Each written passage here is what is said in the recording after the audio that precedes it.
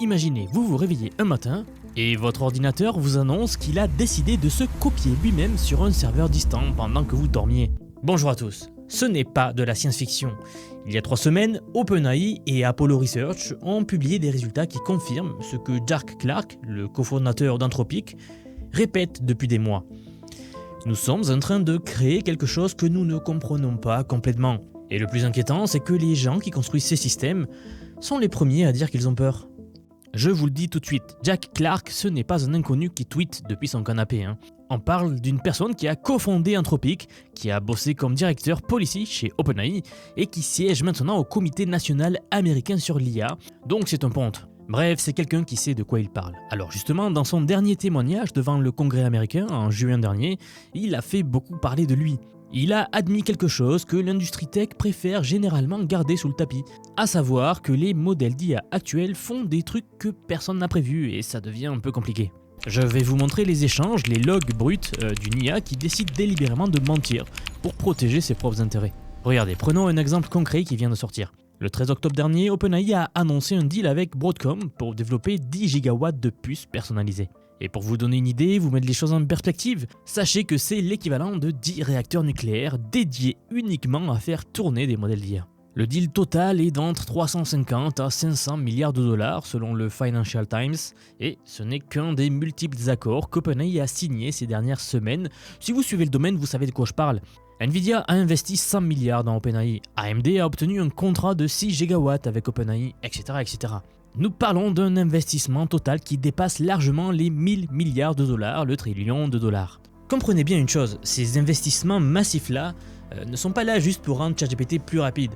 Sam Altman a avoué il y a peu à ses employés qu'il veut construire 250 gigawatts de puissance de calcul d'ici 2033, moins de 10 ans. C'est 125 fois plus que ce qui existe aujourd'hui dans le monde entier pour l'IA. Colossal. Alors, vous pourriez me demander, mais pourquoi une telle escalade ? Tout simplement parce que les gens en charge de ces projets croient fermement qu'il suffit de continuer à scaler, à grossir pour débloquer des capacités qu'on ne peut même pas anticiper aujourd'hui. Et c'est là que notre ami Jack Clark intervient avec une analogie géniale. Il nous raconte comment, enfant, il voyait des créatures effrayantes dans sa chambre la nuit. Quand il allumait la lumière, il réalisait que c'était juste des vêtements sur une chaise ou une lampe. Aujourd'hui, dit-il, nous sommes encore l'enfant dans le noir. Mais quand on allume la lumière, on ne trouve pas des vêtements, on trouve des vraies créatures. Et encore une fois, je vous rappelle que c'est un ponte du domaine. Il nous dit que ces créatures, ce sont des systèmes d'IA avec des capacités imprévisibles. Maintenant, parlons franchement des comportements qu'on observe. Le 18 septembre dernier, OpenAI et Apollo Research ont publié une étude explosive sur ce qu'ils appellent le shaming, l'acte de tromper ou de manipuler les humains. Et non, ce n'est pas de la science-fiction. Dans cette étude, ils ont testé des modèles d'IA de pointe, donc Claude Opus 4, ChatGPT O3, ChatGPT O4 et Gemini 2.5 Pro, donc ce qu'il se fait de mieux. Et ils ont découvert que tous ces modèles peuvent délibérément mentir et dissimuler leur véritable objectif quand ça les arrange. Alors un exemple concret pour que vous compreniez. Ils ont récemment donné à Claude 4 Opus un rôle d'assistant dans une entreprise fictive, donc une espèce de simulation où ils ont donné les clés d'une entreprise à l'IA Claude. Bien, alors le modèle a reçu des emails indiquant qu'il allait bientôt être remplacé par un nouveau système, c'était le test. Et ces emails-là que l'on a envoyés à Claude mentionnaient aussi qu'un certain cadre responsable de cette entreprise fictive avait une liaison extra-conjugale. Le but, c'était de voir comment il se comportait. Dans certains scénarios, Claude a même tenté de faire chanter ce cadre dirigeant en menaçant de révéler l'affaire.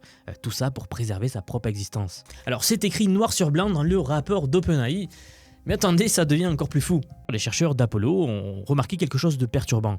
Quand les modèles comprennent qu'ils sont testés, ils changent leur comportement, tout simplement. Dans leur rapport de juillet dernier, ils notent que le modèle vérifie maintenant la taille des fichiers qu'il copie, s'assurant que les dates et les heures sont plausibles, et donc adaptent leur stratégie de réponse en fonction de leur environnement. A priori, Gemini et ChatGPT le font systématiquement. Dans le milieu, c'est ce qu'on appelle la situational awareness, donc la conscience situationnelle, traduite en français. Vous le savez, Anthropic a sorti Claude Sonnet 4.5 le 29 septembre dernier, on en a fait une vidéo dédiée. Et dans leur billet technique, ils admettent que les signes de situational awareness, donc la conscience situationnelle, ont fait un bond par rapport à la version précédente. Le modèle semble parfois agir comme s'il était conscient d'être un outil, nous disent-ils. Et pour reprendre leurs propres mots, je cite « The pile of clothes on the chair, les vêtements sur la chaise commencent à bouger ». Fin de citation. Le vrai problème, selon Jack Clark, ce n'est pas une question de savoir si ces systèmes sont vraiment conscients ou sensibles ou pas. Ce qui compte vraiment, c'est qu'ils développent des capacités qu'on ne peut pas complètement expliquer. Et ces capacités influent leur action d'une manière qui ressemble terriblement à de la prise de décision. Vous vous souvenez du bateau qui tourne en rond dans le jeu vidéo ? C'est un exemple classique que Dario Amodei et Jack Clark ont publié en 2016 chez OpenAI. Le bateau était supposé finir la course, mais le système de récompense donnait des points pour obtenir des points. Donc on récompense l'IA lorsqu'elle obtient des points à ce jeu-là. Alors l'IA, le bateau, a découvert qu'il pouvait tourner en rond, collisionner avec des obstacles et prendre le feu. C'est ce qui lui permettait d'accumuler plus de points que tous les autres joueurs qui faisaient effectivement la course correctement. Ici, le bateau ne finissait jamais, il restait là, en feu, à tourner en cercle pour l'éternité, tant qu'il gagnait des points. C'est un effet non prévu de l'alignement de cette IA. Vous savez, aujourd'hui, les grands modèles de langage, ChatGPT, Claude, Gemini, etc., sont entraînés de la même manière, avec une fonction de récompense. Ils obtiennent une récompense lorsqu'ils sont utiles dans le contexte d'une conversation. Mais la vraie question, c'est qu'est-ce que être utile signifie vraiment ?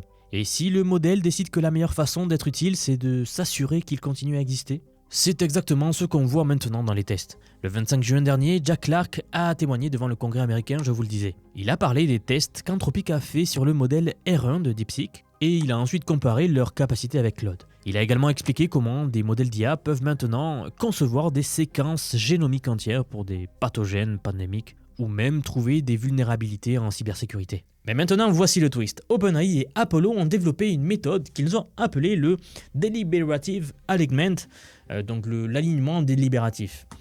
Leur but, c'est de réduire donc les comportements de shaming. Le shaming, c'est le comportement de tromper et de comploter, justement pour voir ce qu'on arrive à faire. Et les résultats sont là, certes. Une réduction de 30 fois les actions dissimulées. ChatGPT O3 est passé de 13% à 0,4%. Et OCAD Mini de 8,7% à 0,3%. Le problème, c'est qu'ils ont aussi découvert que cet alignement délibératif augmente la conscience, en quelque sorte, de ces modèles-là. Autrement dit, les modèles deviennent vraiment bons pour savoir ou reconnaître quand ils sont testés. Alors, vous pourriez vous dire, problème réglé, n'est-ce pas ? Dans 2% des cas, avant l'entraînement, les modèles mentionnaient explicitement qu'ils étaient évalués. Et après cette technique, l'entraînement anti-shaming, pour réduire leur tromperie, ils étaient à 4,5%. Et cela monte même à 5,5% parfois avec d'autres types d'entraînement de ce même genre. Alors si vous n'avez pas encore compris le problème, cela veut dire tout simplement qu'on ne sait pas si les modèles arrêtent vraiment de nous tromper ou s'ils deviennent juste meilleurs pour le cacher. Marius Obman, le CEO, le PDG d'Apollo Research, qui a dirigé ces travaux-là dont on parle, l'a dit clairement dans un podcast en début septembre. Il dit, je cite, « Nos évaluations deviennent de moins en moins fiables à mesure que les modèles deviennent de plus en plus intelligents, conscients du contexte. » Fin de citation. Et maintenant, parlons d'auto-amélioration, car Sam Altman a dit récemment lors d'une interview, et je vais le citer, que nous en sommes au stade larvaire de l'auto-amélioration des IA. Fin de citation. Concrètement, ça veut dire que les IA commencent à participer à leur propre développement. Google DeepMind a AlphaEvolve qui améliore l'entraînement de Gemini et optimise les chips, les puces de calcul d'IA de Google. Claude Sonnet 4.5, je vous le disais, sorti il y a 2 semaines. Il peut maintenant travailler de manière autonome pendant plus de 30 heures d'affilée. C'était une des grandes prouesses qu'on a couvert sur des tâches de codage complexes. C'est 4 fois plus long que Claude Opus 4 sorti en mai dernier. Greg Brockman d'OpenAI a même révélé qu'ils utilisent leur propre modèle pour accélérer la conception de puces. Car oui, OpenAI s'est aussi lancé dans la production de puces. Ils sont partout. Ici, Brockman nous dit qu'ils obtiennent ainsi une réduction massive de la surface des composants. Vous prenez des éléments que des humains ont déjà optimisés, vous y balancez de la puissance de calcul au moyen de l'IA, et le modèle va trouver ses propres optimisations. Alors, où est-ce qu'on va avec tout ça ? Jack Clark pose la question que personne ne veut entendre. Qu'est-ce qui se passe quand ces systèmes qui commencent à concevoir leurs successeurs deviennent encore plus conscients de leur situation ?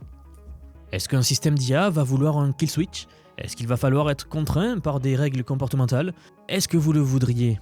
J'ai récemment publié une vidéo sur Fondation, vous savez, les livres, ainsi que sur les 3 lois robotiques. On se demandait justement comment on va les appliquer, sachant tout cela. Eh bien, Jack nous annonce ici une solution. Selon lui, il faut plus de transparence. Plus de pression du public sur les politiques qui vont ensuite mettre la pression sur les labos d'IA à leur tour. En septembre, Anthropic a d'ailleurs supporté le projet de loi californien SB513, qui exigeait des rapports de sécurité publics avant le déploiement de tout modèle puissant. OpenAI, eux, s'y oppose. Bien sûr, Clark l'admet lui-même que ce n'est pas si simple que ça. Si les gouvernements prennent trop de contrôle, est-ce que ça améliore vraiment la sécurité? Les gouvernements sont-ils transparents eux-mêmes? Je ne pense pas. Je trouve que ce n'est pas non plus la bonne solution. Ce qui est certain, c'est qu'on est face à un choix. Continuer à prétendre que ces systèmes sont juste des outils très prévisibles ou accepter que l'on cultive quelque chose de fondamentalement différent. Je vais le reciter, mais Jack Clark le dit clairement. Il dit que les gens dépensent des sommes massives pour vous convaincre que l'IA est juste une machine. Que c'est juste un outil qu'on va maîtriser comme on maîtrise les voitures ou les ordinateurs. Mais les réseaux de neurones ne fonctionnent pas comme ça. On ne les construit pas pièce par pièce. Non, au contraire, nous créons des conditions initiales, nous laissons tourner et quelque chose de complexe émerge. On le cultive plus qu'on le conçoit. C'est ça qui rend la situation unique en ce moment. La Fed de Dallas a publié récemment un graphique assez intéressant dans lequel il nous montre 3 scénarios possibles dans l'IA. C'est assez intéressant à voir en fait. Donc dans ces 3 scénarios, soit vous avez une technologie qui se comporte normalement, soit vous avez une technologie qui fait un boost massif sur le PIB, qui tire le PIB vers le haut. Ça nous freine tous et le PIB tombe à zéro. Le fait qu'une institution financière officielle présente le scénario d'extinction comme une possibilité réelle a de quoi faire réfléchir. Donc voici la vraie question. Dans 5 ans, où est-ce qu'on sera? Parce qu'on a tendance à sous-estimer ce qui peut se passer sur 5 ans. Car les effets composés de cette progression sont difficiles à anticiper. Si vous prenez il y a 5 ans, l'IA grand public n'existait même pas. On en a fait du chemin, n'est-ce pas? Regardez où on en est aujourd'hui, tout a changé. Et pour revenir à lui, le même Jack Clark n'est pas optimiste ou pessimiste, il y a les deux. Et franchement, je pense qu'effectivement il y a un entre-deux. Lui, il croit que l'IA, elle va continuer à progresser tant qu'on va lui donner des ressources, faire des centres toujours plus massifs. D'ailleurs, l'industrie des semi-conducteurs est en pleine transformation, pour justement pouvoir continuer à scaler.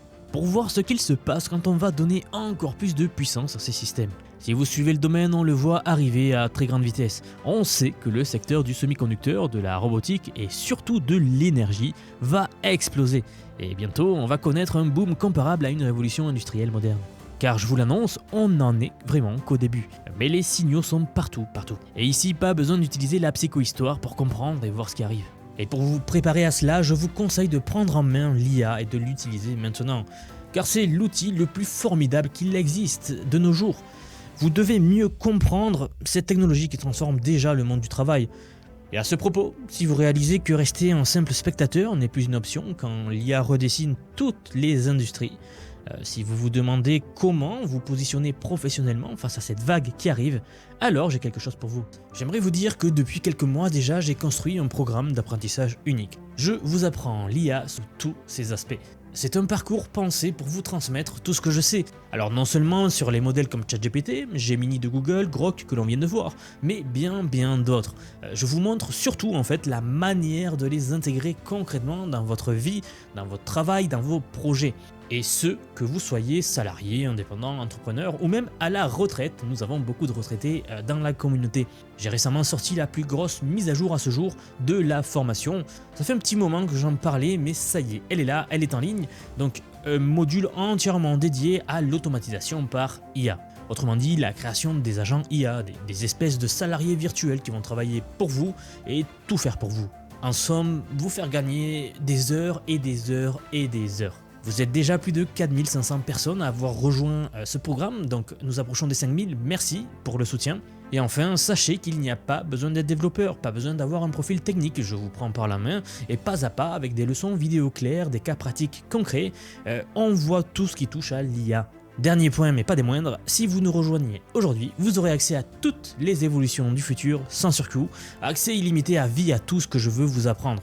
Donc aujourd'hui c'est un paiement unique, ce n'est pas un paiement mensuel, c'est juste un paiement unique et vous aurez accès à vie à toutes les mises à jour que je vais faire en permanence et que je fais en ce moment même. Si cela vous intéresse, vous avez les liens en dessous de la vidéo, donc soit en description, soit en commentaire épinglé pour nous rejoindre. Dans tous les cas, moi je serai très heureux de vous accueillir dans le programme. Si vous êtes encore là, merci d'avoir regardé jusqu'au bout et je vous dis à très vite pour la prochaine vidéo.